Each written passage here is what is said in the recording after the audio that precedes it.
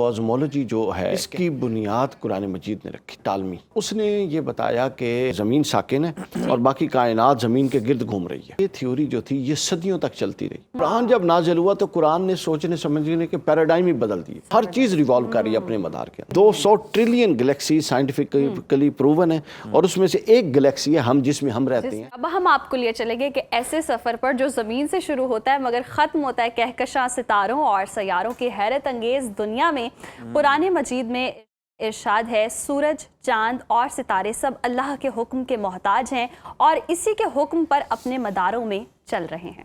یہ سوچ ہمارے لیے ایک بڑا سوال پیدا کرتی ہے کہ کیا یہ نظام فلکی صرف آسمانوں تک ہی محدود ہے یا ہماری زمین ہماری زندگیوں اور ہمارے حالات پر بھی اثر انداز ہوتا ہے؟ آج ہم اسی راز و فکر پر بات کریں گے اور سائنس اور قرآن کے حیرت انگیز امتزاج کو سمجھنے کی کوشش کریں گے۔ ہمارے ساتھ موجود ہیں معروف مذہبی اسکالر ڈاکٹر علی وقار قادری صاحب۔ ڈاکٹر صاحب ویلکم ٹو سنو پاکستان۔ ڈاکٹر صاحب، نظام فلکی کیا ہے؟ ستارے، سیارے، کہکشائیں، یہ کس طرح سے اپنے مخصوص مداروں میں چل رہے ہیں؟ قرآن کریم اور ہماری جو دینی تعلیمات ہیں وہ ہمیں کیا ان کے بارے میں بتاتی ہیں؟ دیکھیے، بسم اللہ الرحمن الرحیم، سب سے پہلے یہ بات ذہن میں رکھیے، اس کو سائنس کی جو برانچ ہے اس کو کازمولوجی کہتی ہیں جی۔ اور جو یہ کازمولوجی ہے ابتدائے کائنات سے لے کر آج تک جتنی بھی ڈیولپمنٹس ہوئی ہیں وہ ساری ہم کازمولوجی کے تحت ڈسکس کرتے ہیں۔ دوسرا پوائنٹ یہ مد نظر رکھیے کہ کازمولوجی جو ہے کہکشاؤں کا علم جس کو عام اردو زبان میں ہم کہتے ہیں، اس کی بنیاد قرآن مجید نے رکھی تھی۔ معروف علمی تاریخ میں اس کی بنیاد قرآن مجید میں رکھی، لیکن اس کا جو اس کے ڈانڈے شوشیاں وہ قبل مسیح سے ملتی ہیں۔ اچھا۔ حضرت عیسیٰ علیہ السلام سے 150 سال پہلے ایک شخص پیدا ہوتا ہے جس کا نام ہے ٹالمی۔ وہ کازمولوجی اور جو فلکیات ہیں اور جو کہکشاؤں کا علم ہے اس پر باقاعدہ ریسرچ کرتا ہے۔ ریسرچ اس سے پہلے بھی ہوئی، لیکن پہلی معروف تھیوری جو اس کہکشاؤں کے علم پر دی اس کو جیو سینٹک وہ کہتا تھا۔ صحیح۔ اور اس نے یہ بتایا کہ ہر شے ساکن ہے، زمین کے گرد زمین ساکن ہے اور باقی کائنات زمین کے گرد گھوم رہی ہے۔ اوکے۔ اب یہ تھیوری جو تھی یہ صدیوں تک چلتی رہی۔ 15ویں صدی میں پھر ایک شخص آیا، اوبر، اس کا نام تھا اوبر نکس۔ اس نے آ کے بالکل اس کے اپوزٹ تحقیق ڈیمونسٹریشن کے ساتھ ثابت کر دی کہ یہ تھیوری غلط ہے جو صدیوں سے چل رہی ہے۔ اصل یہ ہے کہ زمین گھوم رہی ہے اور سورج ساکن ہے اور زمین سورج کے گرد گھوم رہی ہے۔ اوکے۔ اچھا، اب یہ اس پہلی جو تھی تھیوری جیو سینٹک اور یہ جو آخری تھیوری جو میں نے آپ کو بتائی اوبر کی، اس کے درمیانی عرصہ قرآن کے نزول کا ہے۔ قرآن جب نازل ہوا تو قرآن نے سوچنے سمجھنے کے پیراڈائم ہی بدل دیے۔ صحیح۔ قرآن مجید نے اس بات کو بھی انڈورس نہیں کیا کہ سورج ساکن ہے اور اس بات کو بھی انڈورس نہیں کیا کہ زمین ساکن ہے۔ قرآن نے کہا ہر شے حرکت میں ہے اور وہ اپنے مدار کے حرکت میں گھوم رہی ہے۔ ہر چیز ریوالو کر رہی ہے اپنے مدار کے اندر۔ کچھ اپنے مدار کے اندر ہیں اور کچھ اپنے مدار کے علاوہ ان کے ارد گرد بھی چیزیں ریوالو کر رہی ہیں۔ تو قرآن مجید نے سوچنے سمجھنے کا پیراڈائم بالکل مختلف اور نیا دے دیا، جس کو پھر بہت سارے مسلمانوں نے بڑا ابتدائی طور پہ چلایا، لیکن بدقسمتی سے جو علم اور فن کی ضروریات تھیں مسلمان اس کو کما کو پورا نہیں کر سکے۔ یہ تفصیلات بہت آئی ہیں، سورۃ الرعد میں آئی ہیں، سورۃ الزمر میں آئی ہیں، سورہ ابراہیم میں آئی ہیں۔ ہمارے نوجوانوں کو پڑھنی چاہیے یہ صورتیں تاکہ پتہ لگے کہ کہکشاؤں کے کون سے حقائق قرآن بیان کرتا ہے۔ علامہ اقبال رحمۃ اللہ علیہ نے ان کہکشاؤں کے حقائق بیان کر کے ابھی پچھلی بریک میں ہم نے سٹارز بھی سنے، تو علامہ اقبال فرماتے ہیں کہ ستارہ کیا میری تقدیر کی خبر دے گا، وہ خود فراق یہ افراق میں ہے خار و زبو۔ وہ کبھی ادھر ہوتے اور کبھی ادھر ہوتے اور تم اس سے تقدیروں کی خبریں لیتے پھر رہے ہو، یار کیسے عجیب انسان ہو۔ اچھا، تو اب اس کے بعد کیا ہوتا ہے سر؟ پھر یہ کام چلتا چلتا 17ویں صدی تک آ جاتا ہے اور گلیلیو آ جاتے ہیں۔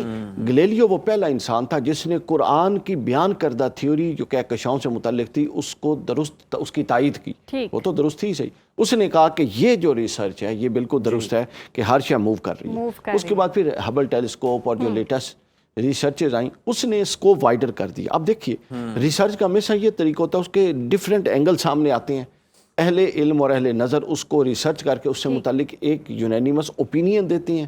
وہ اوپینین ایک کچھ عرصے تک چلتا ہے، پھر اس اوپینین کو نیا یا پھر ڈیمونسٹریشن کے ذریعے، تجربے کے ذریعے، مشاہدے کے ذریعے تائید ہو جاتی ہے، یا اگلا کوئی ریسرچر آ کے اس کو غلط ثابت کر دیتا ہے۔ اب جب گلیلیو اس نے ہبل ٹیلیسکوپ نے ایک نیا اس کے اندر ایلیمنٹ ایڈ کر دیا اور اس نے کہا کہ یہ کائنات صرف ہر شے اپنے مدار کے گرد نہیں گھوم رہی بلکہ مسلسل ایکسپینڈ بھی کر رہی ہے، نئی کائناتیں وجود میں آ رہی ہیں۔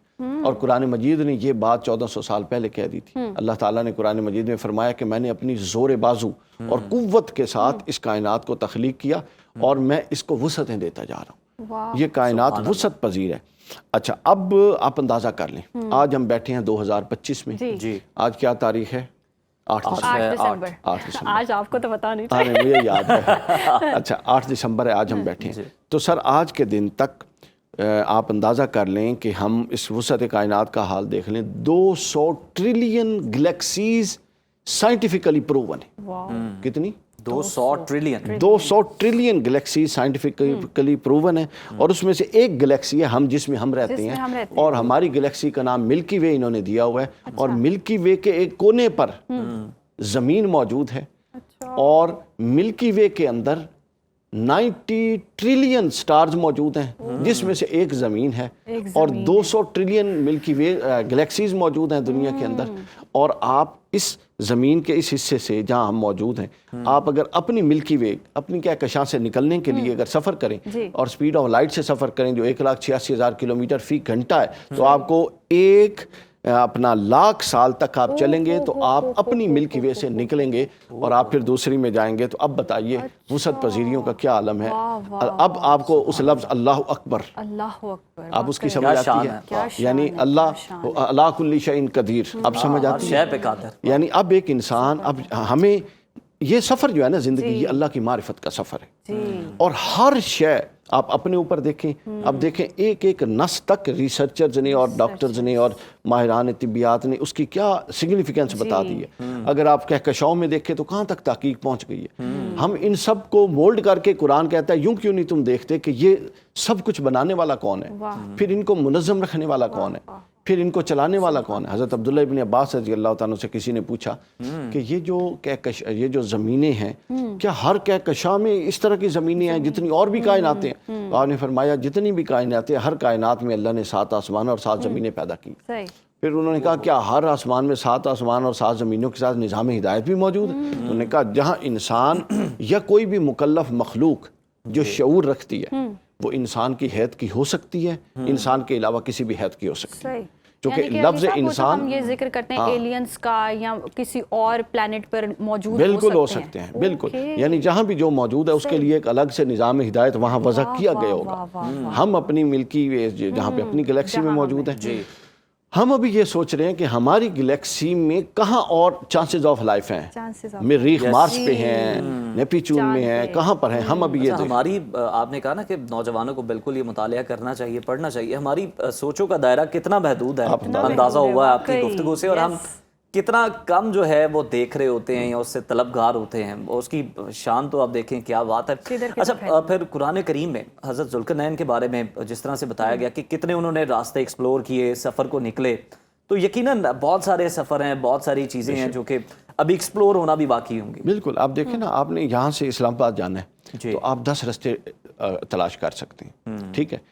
اسی طرح جب آپ نے یہاں سے اگلی دنیاؤں میں جانا ہے تو اس کے لیے بھی تو کوئی نہ کوئی راستے ہوں گے۔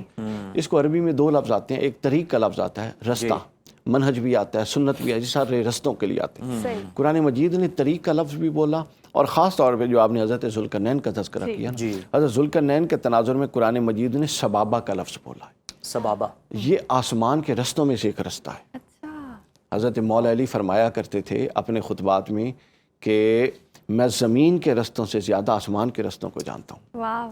لوگوں نے یہ سمجھا کہ یہ شاید ایک استعارہ ہے علم کے لیے، یعنی وہ کیا کہتے ہیں، مطلب علم کی وسعت بیان کر رہے ہیں۔ نہیں، علم کی وسعت نہیں، وہ حقیقتاً ان رستوں کے عالم تھے، لیکن اس وقت وہ ٹیکنالوجی نہیں تھی کہ ان رستوں پر چڑھا جائے۔ تو قرآن مجید نے بیان کیا کہ فرعون نے حامان سے کہا کہ میں موسیٰ کے رب سے لڑنا چاہتا ہوں، تو میرے لیے ایک ٹاور، اونچا ٹاور تیار کرو تاکہ میں اس ٹاور پر چڑھ کے سبابہ کے ذریعے موسیٰ کے رب تک جاؤں۔ قرآن نے لفظ سبابہ ہے، یعنی وہ ایک رستہ تھا جو آسمانوں سے گزر کے اگلے آسمانوں اور اگلی دنیاؤں کی طرف لے جاتا ہے۔ پھر حضرت ذوالقرنین کے لیے یہ لفظ استعمال ہوا۔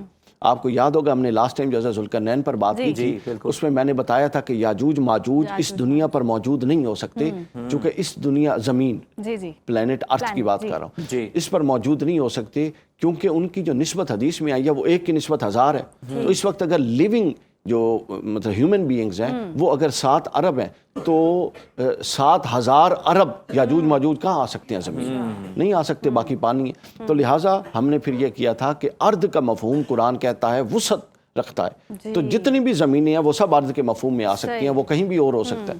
تو لہٰذا حضرت ذوالقرنین کے لیے سبابہ کا لفظ آنا اس بات کی دلیل ہے کہ وہ سفر کر کے کسی اور جان میں بھی گئے تھے. تو علی صاحب یہ جو ہم کہتے ہیں 7 آسمان، یہ 7 پرتیں ہیں، 7 دنیایں ہیں، کچھ اور یہ 7 الگ الگ آسمان ہیں، ایگزیکٹلی ایسے ہی ہیں. امام تبری نے اپنی تاریخ کے مقدمے میں اس پر بڑی بات لکھی. انہوں نے فرمایا کہ پہلی چیز جو اللہ تعالیٰ نے تخلیق فرمائی، پہلی چیز، سبحان اللہ، آپ دیکھیے ارادہ تخلیق کے بعد اللہ نے جو پہلی چیز تخلیق فرمائی وہ قلم تھا، جس سے پھر اس کو حکم دیا کہ آپ لکھو. اس نے کہا کیا لکھو؟ فرمایا قیامت تک جو ہونے والا ہے لکھ دو. دوسری چیز جو اللہ نے تخلیق فرمائی وہ بادل تھا، اور بادل سے اللہ نے آسمان کو تخلیق فرمایا، اور آسمان ونس تخلیق ہوا پھر اللہ نے اس کو ٹکڑوں میں بانٹ کے 7 بنائے. تو لہٰذا جتنی بھی کہکشائیں ہیں ان سب میں 7 آسمان ہیں پے در پہ.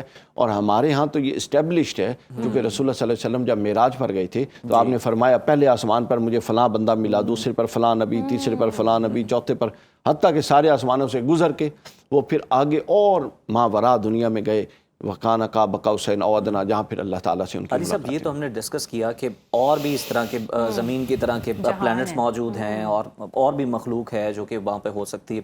سر بلیک ہولز کے حوالے سے سائنس ابھی تک جو ہے وہ اس پر ریسرچ بھی کر رہی ہے، اس کے حوالے سے دین ہمارا کیا بتاتا ہے؟ کاش کہ مسلمان قرآن مجید کو پڑھنا شروع کر دیں اور ہمارے مدارس اور ہمارے دینی اداروں میں قرآن مجید کو رٹوانے کی بجائے اس کی 2-4 آیتوں پر غور و فکر کا کرتے ہو نا، تو ہم باہر کی تھیوریاں قرآن پر امپلیمنٹ کرنے کی بجائے قرآن سے ایکسپلور کر کے لوگوں کو بتاتے کہ اس کی تحقیق کرو. یہ قرآن اور سائنس جو ہے وہ ہم ملا سکتے ہیں. صحیح. تو وہ بلیک ہول، اس کی قسم اٹھائی ہے قرآن مجید نے. بلیک ہول کیا ہے سائنٹیفکلی؟ یہ جو ستارے ہوتے ہیں، جب ایک ستارہ بجھ جاتا ہے، سیاہ ہو جاتا ہے، ختم ہو جاتا ہے، تو وہ بلیک ہول کی شکل اختیار کر لیتا ہے، اور بجھنے کے بعد اس کے اندر اتنی قوت آ جاتی ہے کہ وہ اپنے ارد گرد کئی ہزار کلومیٹر تک کی چیزیں کھینچ کے اپنے اندر کر لیتا ہے. سمجھ آئیے؟ اللہ تعالیٰ نے قرآن مجید میں قسم اٹھائی سورہ المومنون کی آیت نمبر 23 میں، اور یہ اتنی بڑی قسم ہے. اللہ نے فرمایا ستاروں کے ٹھہر جانے کے مقام کی قسم، اور تم خبردار اس کو معمولی قسم نہ سمجھو. ستاروں کے ٹھہر جانے کا مقام ہے جہاں پر جا کے وہ بجھ جائیں، اور جب بجھ جاتے ہیں وہاں بلیک ہول بنتا ہے، اور black hole is a way to go to the another universe. یہ جو گیٹ کھلنے کی بات، یہ جو گیٹ وے ہے، یہ بلیک ہول گیٹ وے ہوتے ہیں، جس پر سب سے پہلے اسٹیفن ہاکنگ نے بات کی، اپنا اینڈ آف ہسٹری ان کی کتاب ہے، تاریخ کا اختتام، اس پہ. تو یہ جناب اللہ تعالیٰ نے اس کی قسمیں اٹھائیں بلیک ہولز، اور یہ ابھی بڑی امیچور ریسرچ ہے، اور انشاءاللہ مستقبل میں اس پر اور دروازے کھلیں گے، لیکن جو الٹیمیٹ موقف قائم ہوگا وہ قرآن مجید سے ثابت ہوگا. بہت شکریہ. اس میں ٹھیک ہو گیا. اس میں ایک جملہ اور میں کہہ دوں. حضرت عبداللہ ابن عباس رضی اللہ تعالیٰ سے کسی نے پوچھا کہ اس کی تعریف کریں، اس کی تشریح کریں، 7 آسمانوں کی تشریح کریں، 7 زمینوں کی تشریح کریں. تو انہوں نے کہا اتنے سوال کیوں پوچھ رہے ہو؟ کہتے ہیں آپ، اللہ نے اتنا علم دیا، آپ اگر دنیا سے چلے جائیں تو ہم کس سے پوچھیں گے؟ حضرت عبداللہ ابن عباس ناراض ہوئے. فرمایا قرآن ایسی کتاب ہے جس کی ہر دور کی تشریح کے لیے اللہ بندے کھڑے کرے گا، یہ کبھی بغیر اس کے نہیں رہے گی. تو لہٰذا اتنی جلد بازی نہ کرو، ہر زمانہ اپنی تشریح قرآن کے اندر سے نکالو. بہت شکریہ آپ کا علی وقار قادری صاحب.